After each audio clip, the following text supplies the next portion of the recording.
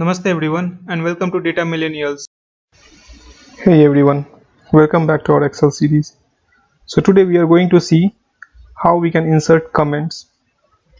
Now, have you ever considered why do we require comments in Excel? Or have you given a thought that why comments is required? Now, I'll tell you why comments are required. Suppose this is our data, okay, and these are the data points, right? You are not familiar with this data set and suddenly somebody asks you to work on it. You don't know what is MPG, what you don't know what is cycle, what is DISP, or what is HP, right? So when somebody creates a header or somebody creates a formula, which when they paste it as values, then the other person who sees this data set, the other person doesn't have any idea that what exactly the earlier person has done in this sheet, what kind of formula he's applied, from where he's getting this data point, right?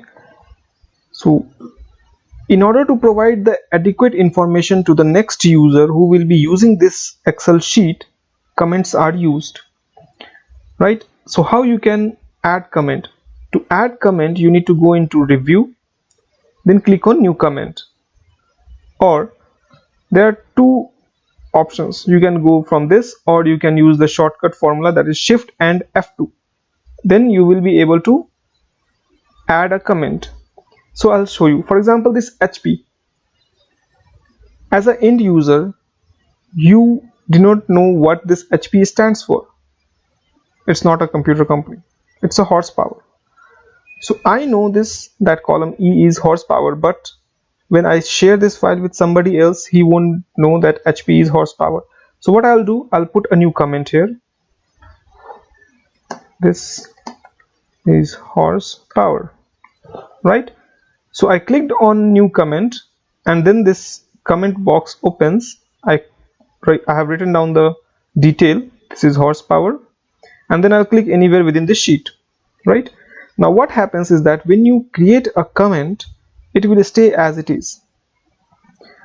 You need to make sure that this comment goes in the extreme end so that user can see the data and can make sure that, okay, this column E is a horsepower. You can see this line, right?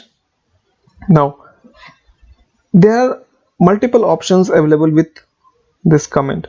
So if I right click within this comment box, the first thing, before I show you that, the first thing is that who had written this comment, as my name is appearing here.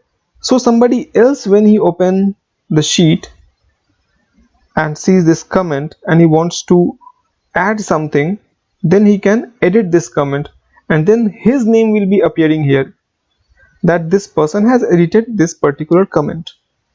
Now the another options which is available for within this comment thing is that if I right click on this comment, okay, you can see this format comment.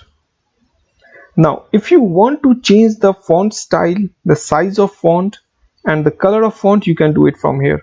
For example, I will take bold, size 12, then color would be red.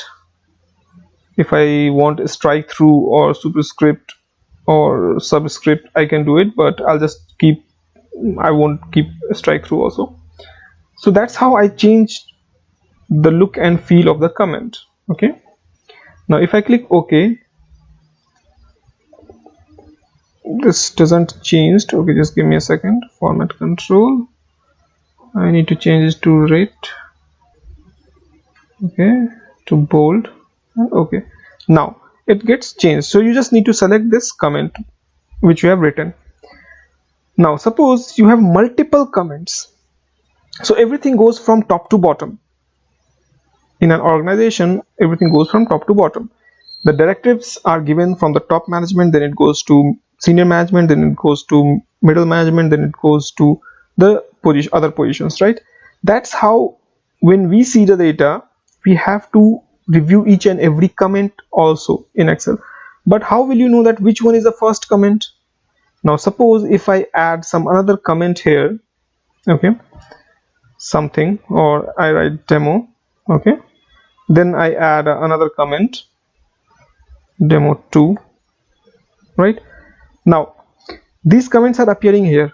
So for the ease of user, what they do is that show or hide all comments. You can hide these comments, but you will get a red option here. So in order to show you this, I'll just change the background color and the font color so that you can see that there is a red thing coming here, which shows that there is a comment in this column. Okay, so I'll hide all the comments first. Click on show all the comments, so you will see all the comments, and then click on show all comments. It will hide the comment, right? Or you can, what you can do is that you can right click on the cell, then it will give you option to show or hide comment. You can use this to unhide the comments which are hidden, right? So what we'll do is that we'll hide the comment first. Okay, now I know that in column E there is a comment, in column K there is a comment, and in in cell M10 there is a comment.